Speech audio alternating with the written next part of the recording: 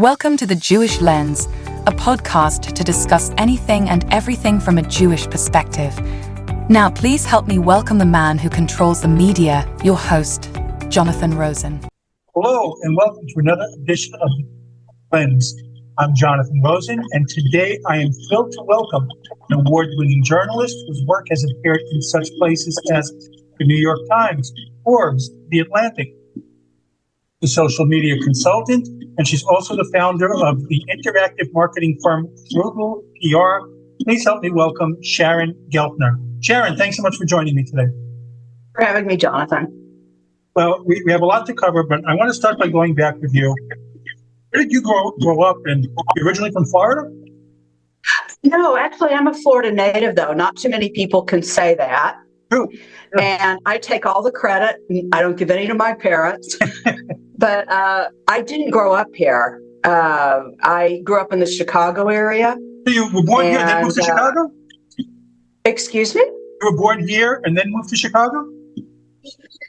We lived in several other towns for a while, but I'm from the land beyond O'Hare, the Chicago suburbs, northwest suburbs. Mm-hmm. And I went to school at University of Illinois. And from there, I went to Washington, D.C. as a journalism intern, and then I worked as a reporter and a stringer. And then from there, I moved to Palm Beach County, specifically Boca Raton, and I've been here ever since. But I truly am a Florida native that was born here. What did your parents do that you moved around so much? For my early and mid-childhood, my mom was a homemaker. My dad was an executive of an insurance company. And I'm not quite sure of the details, but he was transferred sometimes. He then started his own company, which was placing actuarial experts. So it was a very specialty HR kind of situation. And then he had freedom to work from wherever he wanted. This was before the days of Zoom and, remote access and all that. And we already had family in Miami. And we would take our summer vacations in Miami. So it was always kind of the dream for them to move here. But you're a Tamarack guy, so you know that mostly the way the migrations happen here is the parents move to Florida when they're ready to retire. The grown children follow them, often due to a divorce. And they want to have their grandparents, the children's grandparents involved in their lives. In my case, I came down here first when I found a really good job with Knight Ridder. I was going to ask you about that. My parents yeah. So that's how it happened. That might be more detail than you need, but that's how it happened. It was that tough because I also come from a family that we moved a lot. I mean, I lived in different countries, different states growing up. Was that tough on you? No, I don't want to imply that. When we were moving the most was when I was very, very young and it didn't matter so much. Okay. But I feel like my dad is no longer with us, but my mom is. And I want her to know I feel like I've had a very stable, happy childhood. I wasn't like an army brat in any way. And if I gave that impression, then not I at was all. wrong. It's just because, like I said, I have the same experience of moving a lot. And it was exciting. And it was also tough sometimes because you made friends and then kept leaving friends. Yeah, that's true. So what was your family life like? And in particular with regard to Judaism? Were you religious at all or, observant at all? Yeah, again, with the family and my parents, they really made sure that myself and my brother and sister had a very strong Jewish education. And I always think about the practical aspects of that. They weren't writing columns about being spiritual or great parents, but there were a lot of carpools going to shul and Hebrew school and Sunday school. So we were all bar and bat mitzvahed and even confirmed. And the best part of all, in my opinion, is each of us got a trip to Israel with USY. So they really worked very, very, very hard on it, making sure that we had a solid religious, spiritual background. When was the first time you went to Israel? How old were you when you first went to Israel? It was age 16. It was with United Synagogue Youth, and we got to stay for 6 weeks. It was incredible. Oh, wow. That's fantastic. I also went as a teen, but I lived there for a couple of years as a teen. So, yeah. What you call it? So, Nice. yeah, no, it was fun. It was definitely fun. But I hadn't been back once we moved back from Israel. I hadn't been back till just a few years ago. So it was definitely great seeing it through an adult lens. So since you're like such a big writer, I'm always curious with this. Were you a big reader as a kid? Yeah, I was that classic kid that knew from an early age that I wanted to be a writer. I thought newspapers, and I am talking print newspapers that you get in your driveway in the morning, and books. I thought that was the coolest thing. And speaking of the Jewish thing, my first published, I don't know if you'd call a notice or what, was in some synagogue youth bulletin. And I didn't even know it had appeared. Oh, and then we were in synagogue for some kind of assembly. It was a kids' assembly. I don't know. But anyway, the rabbi announced it from the beam, and I was like, it's like age 9. I'm like, really? I remembered writing it and then forgot about it. So that was my very first publishing experience. I guess it stuck with me. You don't remember what it was about? Age 9. Oh, wow. I should have thought I didn't know you were going to be so thorough, Jonathan. I mean, you started with my birth. So let me think about that. I like to do a deep dive on people. Okay. Yeah, you do. That's good. A lot of people, you're an author, so you know what it's like when someone interviews you and they never read your book and you're trying to do a great interview. Meanwhile, you're doing the opposite. You're very thorough. So I congratulate you on that. Well, you know when someone interviews you that has not read it. You do know that feeling because it's like a lot of generic questions. So it's yes. So I'm just curious though. So you going back to the reading, what were some of your favorite books growing up? Oh wow. I liked very imaginative books where the kids went on adventures. Oh my gosh, man, you're killing me with this. I'm sorry for these hard-hitting questions. Like, what was your favorite book? I'm obviously unprepared for this negative interview, this ambush. One thing you just reminded me of, and I'm not sure this is what I wrote about at age 9, but back in those days, they would do a weekly kind of cartoony newsletter to motivate children, and I was very struck that one of the issues, I remember it was in purple and black ink, but it was trying to make the point that Jewish people have strength, but it was an old, wizened man besting a bunch of young, very muscular, fit men. And I got their point that you need to rely, even as a kid, and Jonathan, you would have got it too, I know, but that they meant that if you have brains and a good soul and a good heart, you're going to beat your enemies.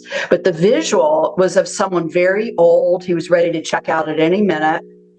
And there were many more people against him that were very physically fit. And that really stuck with me as not being a good way to teach a lesson about Jewish strength and resilience. Now, I doubt I had the wherewithal to describe that at age 9. But that's the issue that stuck with me the most from that era of my life. Is something like that? That's what maybe prompted you to start writing, seeing something like that at that age? It's possible, sure. Because Jews still are a minority, and I know you've done interviews with other people on privilege. I think it was wasn't that your essay that I wrote about? Yes. If you could know exactly what happened on October 7th and it didn't shake you to your core, right. You're the one who's preached, not me. Was that you? Yeah, that was me. Yeah. That was excellent, that whole essay. And again, I wasn't writing that well, believe me. But I knew what it was like to be a minority. Let's say that. Mm-hmm. So you started taking an interest in writing. So then you went to school for journalism. So right off in college, you already knew that that's the path that you wanted to take, right? Yes. Right. So you tell me, you mentioned Night Ritter. So can you tell a little bit what Night Ritter is and how you got that job and what kind of things did you do for Night Ritter? What did I mention, Jonathan? I didn't quite hear you. Night Ritter. Oh, Night Ritter, right. And everyone I know called it Night Rider after the TV show. I first read it as Night Rider too. Yes. So disappointed when they learned the truth, but Well, at the time, I was in Washington, D.C., and I was coming in second for a lot of really good national level journalism jobs. I'm not going to lie to you, kept happening. And I thought, I love Washington, but and also I didn't, I don't know why I'm being so honest, it's probably a derelict of me or not right, but I also felt I would never be able to afford a nice home there because I loved what I was doing, but I was doing a lot of freelance writing and I could pay rent and things like that, but how was I going to be able to afford a home? So anyway, I started looking for other jobs. And back then you would read editor and publisher. And I saw an ad for a national newspaper experiment. And the interview would be held in Boca Raton, Florida in February. They were very clever with their recruiting. So I applied. Apparently, what I was told later is 100 people applied. That was a big deal then. Now thousands of people apply for the same job, as you know. And I got an interview on a beachfront condo. Well, I got to stay in a beachfront condo in February in Boca. And then there was an interview, and I got accepted for the job. And I've been here in Florida ever since. So that's how it happened. What kind of things were you first covering for Knight Ridder? Well, the very first story I did there was on cruise ships trashing the oceans. Okay. And this is how clueless I was. I was on a vacation. I did a lot of travel writing at that time from Washington. And I was out at night and I saw the crew surreptitiously sneak out and start throwing mattresses and other garbage overboard. Wow. Now, where I made the mistake is this is before I hope I'm not dating myself, but I feel I need to be honest. This was before the age of smartphones. And it was night. I was just out to look at the moonlight on the water. It was beautiful. So I didn't have a camera with me. So I wrote later about the trash, how cruise ships were trashing the oceans, which they made a living off of, not to mention how the people who lived on the islands near there were being impacted. Well, Condé Nast accepted the pitch, and at the very end, they backed out. That's not the first time I've had an article cut because of possible advertising. This is my assumption. We don't want to anger the advertisers. So when I got to Knight Ridder newspapers and I was in an oceanfront community, that's the first story I wrote. I just lengthened it and wrote it for a newspaper. That was my first story to run for Knight Ridder. It never even occurred to me that this might be a possibility that cruise ships would toss their stuff like mattresses overboard. It's unbelievable. And the sick part is later on, someone who had a video camera, which again, that was kind of a fun hobby, but not everyone had one in their pocket 24/7. They filmed it and they got something like $150,000 as a whistleblower. Wow. And I'm like, back when 150 grand was worth more than it is today. But it was a cool job because they pretty much let me cover whatever I wanted to. I did go to Israel as a, believe it or not, war correspondent during the Scud, during the Scud. I saw that. I was going to ask you about that. So, how did that come about? Sure, exactly. But one day, my editor walks up to me and he says, "Do you have a passport?" I said, "Yeah." "Well, we want you to go to Israel." That's how it happened. I said, "Oh, wow. Okay." It was very exciting and very inspiring. And that's how it happened. But my 15 minutes of fame, as Warhol would say, was I exposed the town's biggest philanthropist. Again, this was an editor's idea. I had no clue. Her name was Countess Henrietta de Hornley, but she wasn't a countess and her name wasn't de Hornley.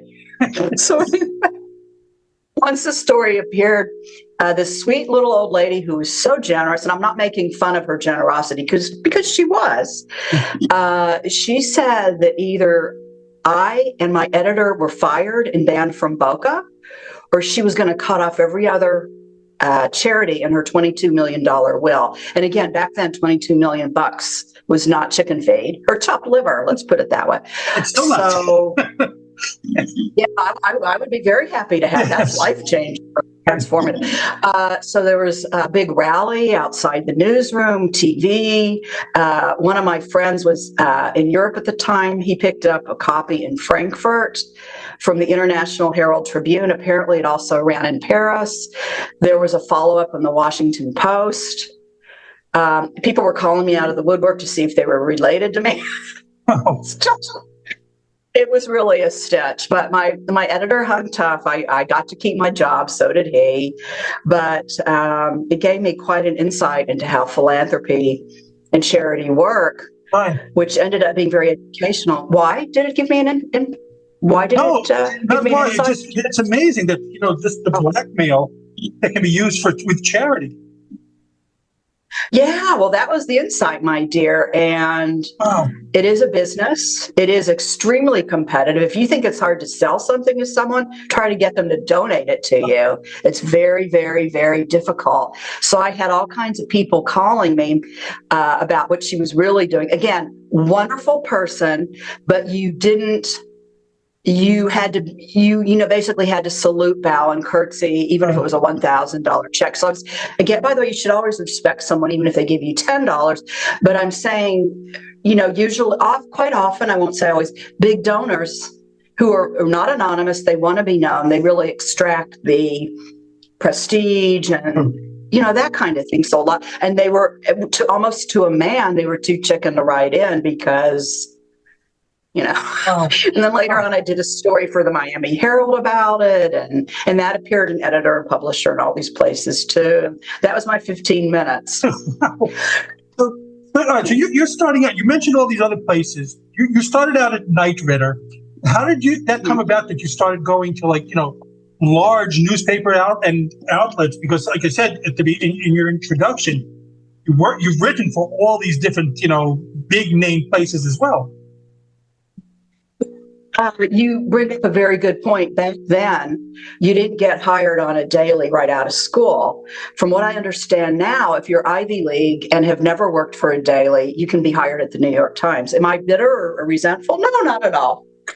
But anyway, because I worked the prior 10 years in Washington, D.C., and I'm sorry if I didn't mention the trajectory well enough. I was stringing for the Los Angeles Times, Capitol Hill Bureau.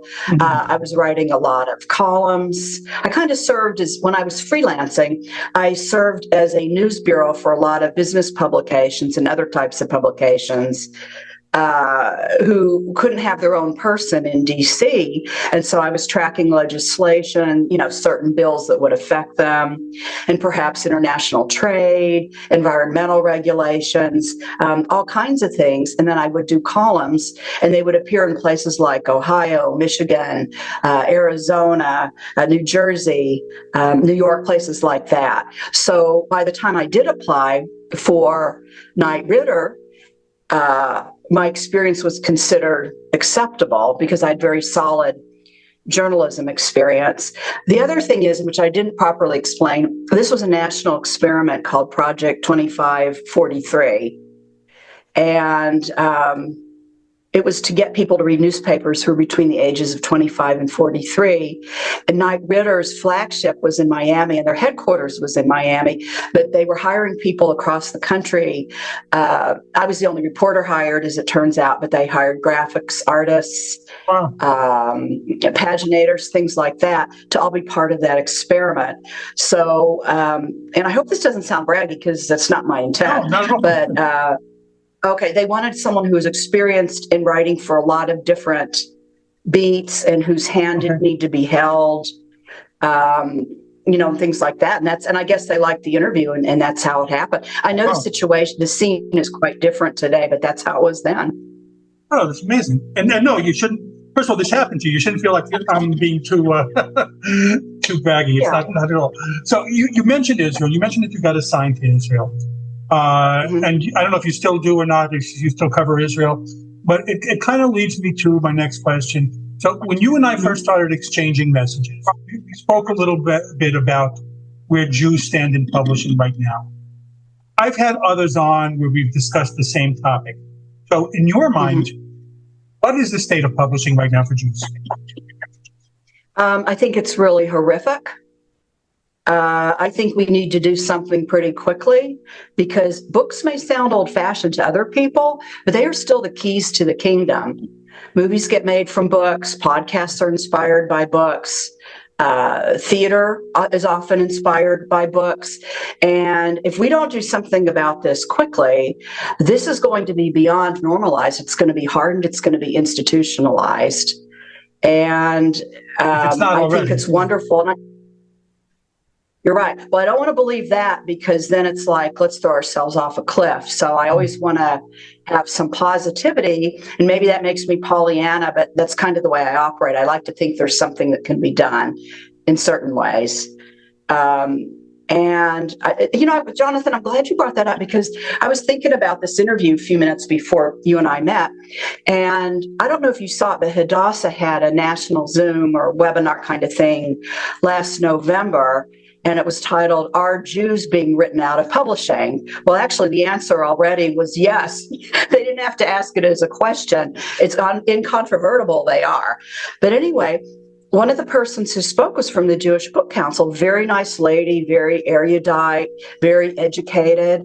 And she said their idea was to someday offer grants of $18,000 to $36,000 to agents to pitch publishers on Jewish authored books and books that may not even be on Jewish themes, excuse me, but are written by Jews. It hadn't happened yet. And then she wistfully ended by saying, well, someday we'll create new platforms. And the head of Hadassah, or Hadassah Magazine, who was there, was the same type. Very well-meaning, had a wonderful career in Jewish publishing, and very wistful and very, well, maybe someone should hire more freelance writers. These are not plans, these are hopes, and no one's taking, and forgive me for saying this, but very few are taking accountability, responsibility, or making a real plan. And this is a very serious assault. And I'm glad they still have their nice jobs. But something has to change. And I think I mentioned to you in our initial email, because I was inspired by something you posted. I wrote that if I'm carrying on too long, I know you're going to edit. No, not at all. This is exactly why we're talking. So my idea was, and it kind of is inspired by The Sopranos, because and what isn't? There was a scene where Tony's talking to one of his consiglieres. I don't even know how to pronounce it, but anyway. You're right. He says, you know what? Okay, Italians are like the Jews. They don't accept us. We'll build our own. And then he went off talking about churches, how Italians back in the day weren't welcome at certain types of churches. Right. So, okay, we wish we were, but since it's not going to happen, we'll create our own. And Jews have the same attitude. And I'm a little shocked that this hasn't happened already. And so I suggested at the highest levels of Hadassah, believe it or not, that something is created called Hadassah House or Hadassah Press. I like the SS alliteration. It sounds really pretty, but anyway. And I reached out to people in person because, as you know, living in South Florida, people from all over the world visit here in the winter, and you can pay a ticket, hear them speak, and then go up, shake their hand, and introduce yourself. I also even went through someone's mom in my local Hadassah chapter who recommended me to her daughter, who never responded. That one hurt. Oh, yeah.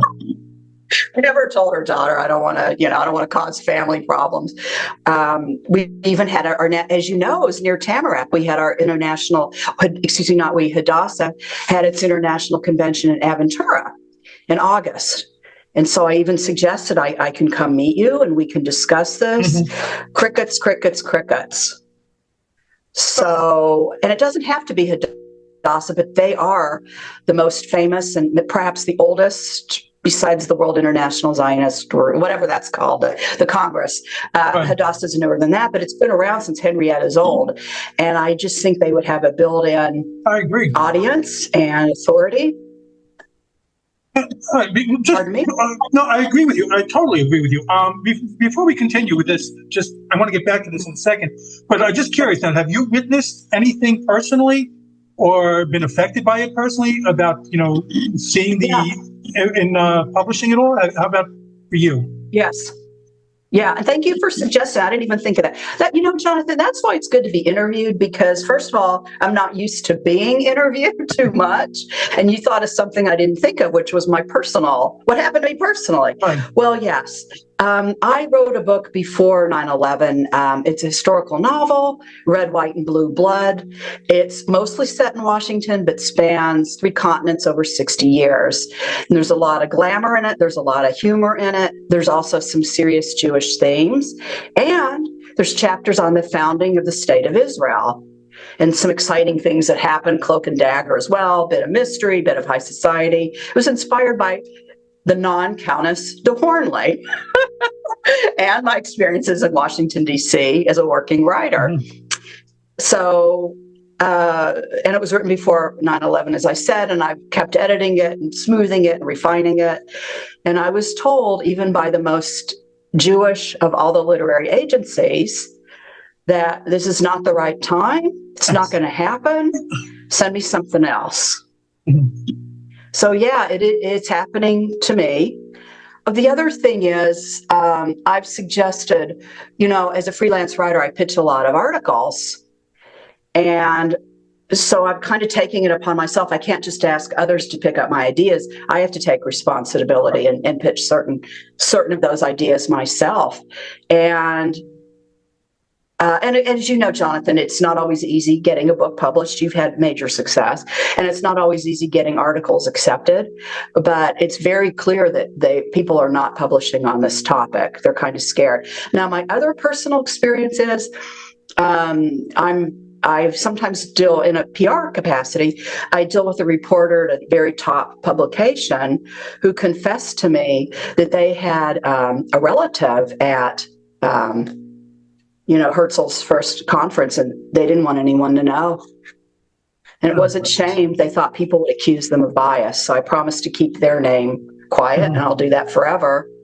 But if that doesn't tell you something right there, when I was pitching stories to another publication, I spoke to a couple of reporters originally from Israel, believe it or not. There are a few there. And they also confessed to me it's very, very difficult right now. And you really opened up, you really hit a nerve with this, Jonathan, and I know I'm long-winded, but I see these problems growing for a couple of reasons. AI is getting rid of more human beings. Mm-hmm. And people, as human beings who need to put a roof over their head and dinner on the table and clothes for the kids and education, all that, as they get more and more desperate for work, they're going to get nastier and nastier. So if they don't blame the Jews outright, they're going to feel really competitive with them and undercut them in whatever ways that they can. So in this desperation in journalism and publishing, it's way over competitive. It's been that way for probably maybe forever, but it's getting much worse as outlets close and the dawn of AI. So that's another reason that you just kind of referred to, that we need to get this done now. Because you mentioned, well, Sharon, maybe it's institutionalized already. Well, you know what? You may have a point, but I believe we need to act very quickly. Yeah, I'll get back to that because you just mentioned something, Sharon, that about that they're telling you this is not the right time. I've been, I guess, involved, not as long as you, but involved in publishing, I guess, like 15 years or so. So my first agent, I had a book about a very Jewish theme, Jewish mythology. And my agent told me at the time, it's not the same agent I have now, but my agent at the time told me, make it less Jewish. So this is a book about Jewish mythology. And I was told then, this is before, October 7th, before any of this, make it less Jewish. So, perfect example.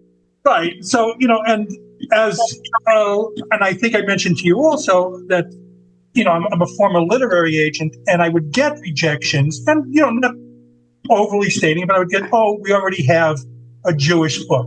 Nothing. Right. So it's not, so that tells you that there are quotas there about what they're going to accept there too. So it's already in place. Absolutely. Yeah. So you started mentioning that you wrote to Hadassah. So what can we do about it? I mean, is it going to take several people just getting together and saying, hey, we want to start a publishing, wing, or is it or, let's all band together and do something about this. Because I think you mentioned it to me and you were 100% right, and I've seen it myself, that there are not a lot, I won't say a lot, but there are several individuals each trying to tackle it alone or in small groups. Do we band together to make it a larger thing?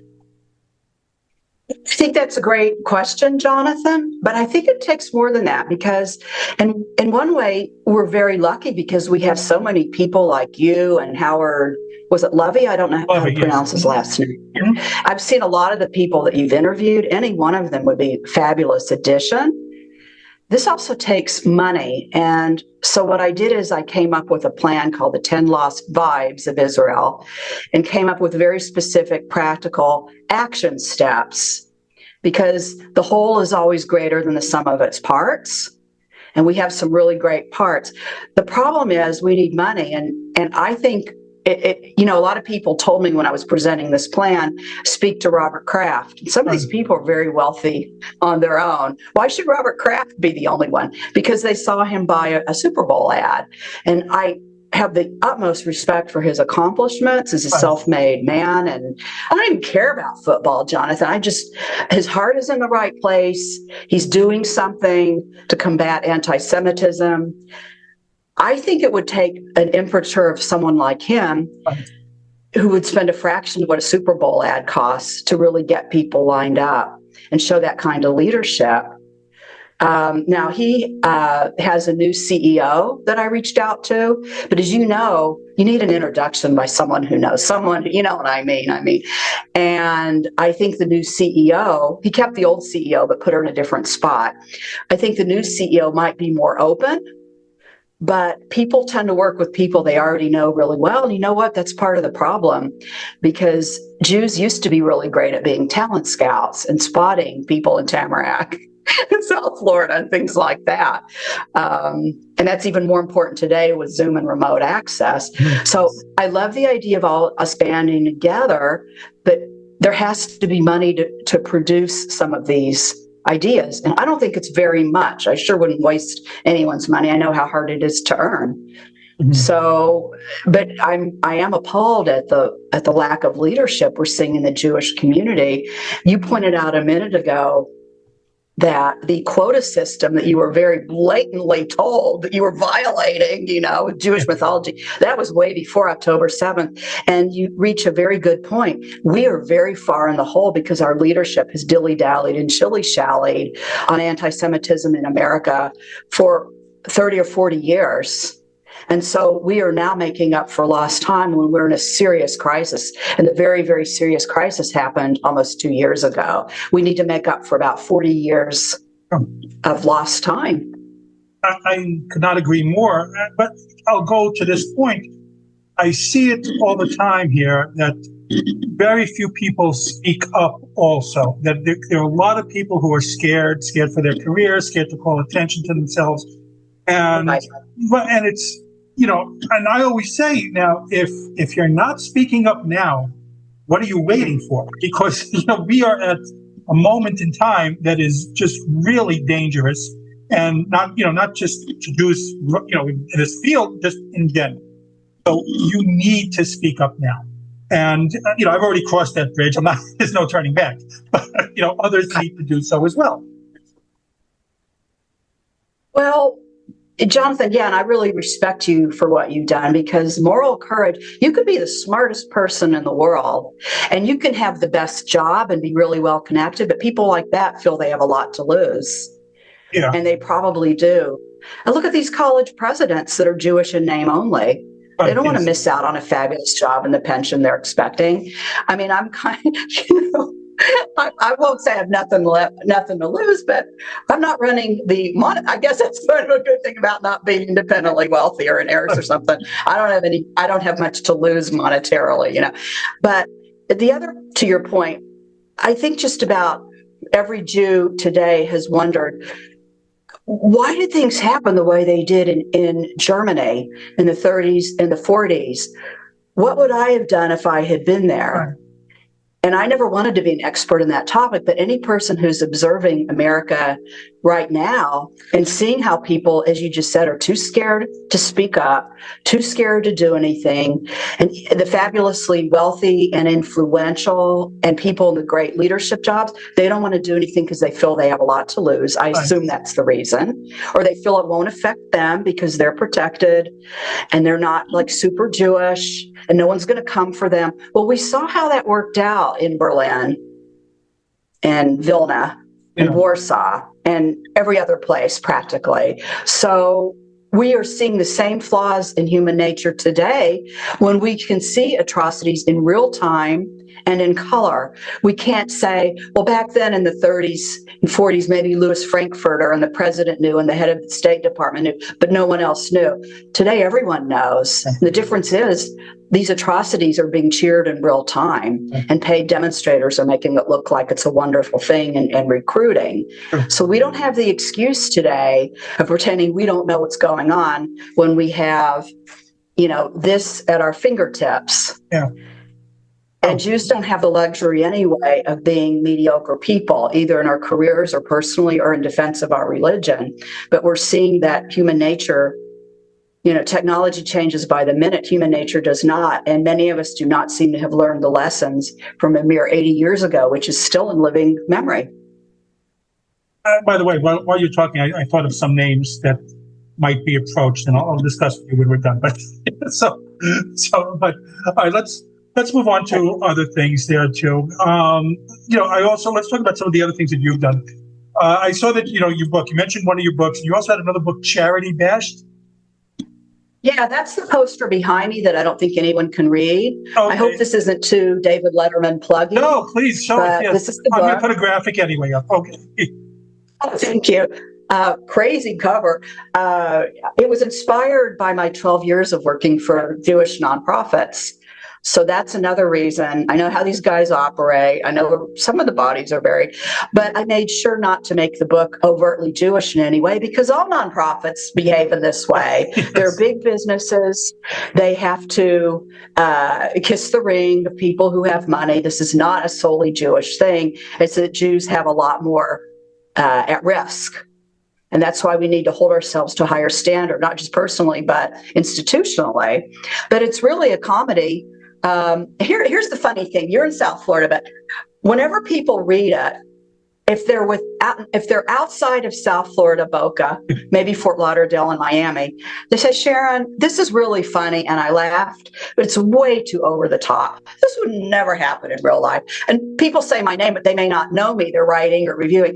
The people that live here and have been in that world, I could tell you something better than that. I can top that. It's more outrageous than you even wrote. I'm sure. So it's funny, but the behaviors that it observes are very real.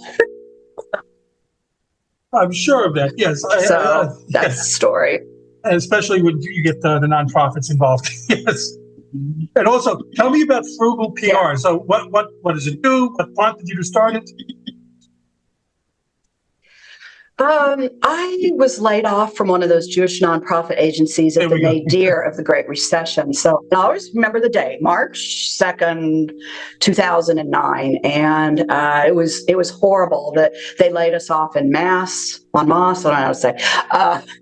It was happening all over the place. And around that time, I had won an award, a regional award for some PR that I did. And I figured, you know what?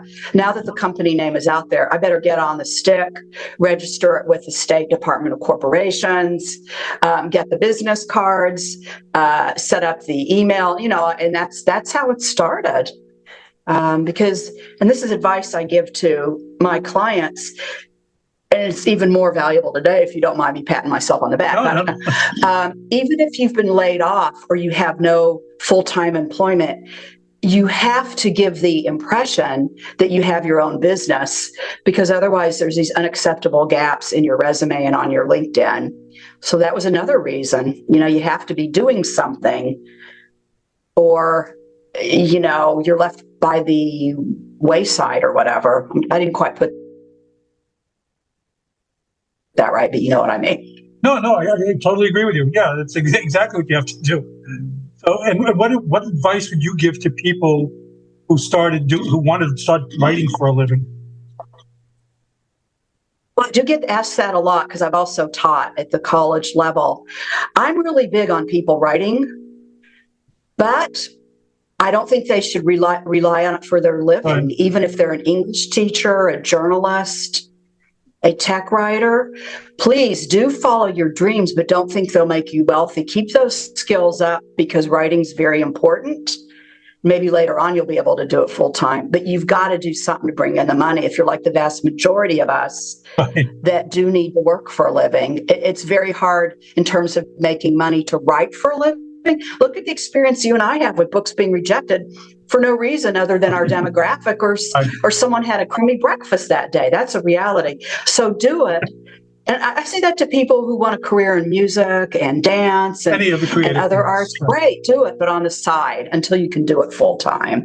And what are you working? Well. What are you working on next? Excuse me? What are you working on next?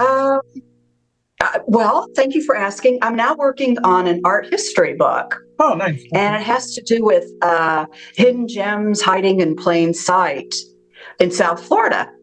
And so I'm going out and I also do a lot of photography. So I'm photographing, researching the history, and that sort of thing. And I do have another a novel I'm planning. Too early to even tell you about it. So when you're ready for that, please come back and we can discuss that as well.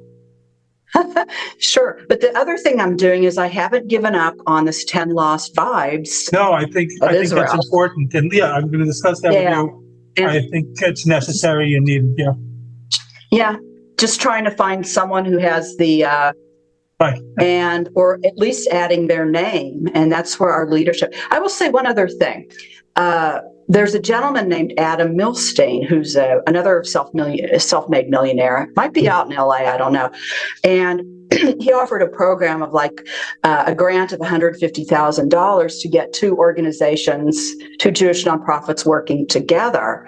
That's a great step in the right direction because a lot of my 10 Lost Vibes have to do with how we get people to intertwine and not reinvent the wheel, not get in each other's way, that sort of thing. But that is merely a step. And again, people like Robert Kraft and Adam Milstein and Zibby Owens, salute. They're doing something, but I'm not seeing the structure, cohesion, organization, action steps done in a methodical way, the business plans. I've put it together, but I don't see anyone putting that much. Even if they're hiring people, I don't see those people. And again, I'm not privy to the world or anything. I don't see it happening, and I can tell by the results I'm seeing in the real world. I've had Zibby on this show, and she gets attacked all the time. I see, also, but her press isn't strictly Jewish. That they publish just strictly Jewish books. They do a little bit of everything. And she was very nice, and very Zionistic too. And I see she gets attacked a lot too. Yeah. But and so, how can people follow you on social media? Great question. LinkedIn, I'm Sharon Geltner. Instagram, equally creative, Sharon Geltner. Facebook, well, you can guess. The interesting thing is around October 10th, I got off Twitter, which is now X or whatever, and I stopped doing threads. I literally, you can guess why. I couldn't take it anymore. But yeah, Instagram and LinkedIn are the best. I'll say this with Twitter.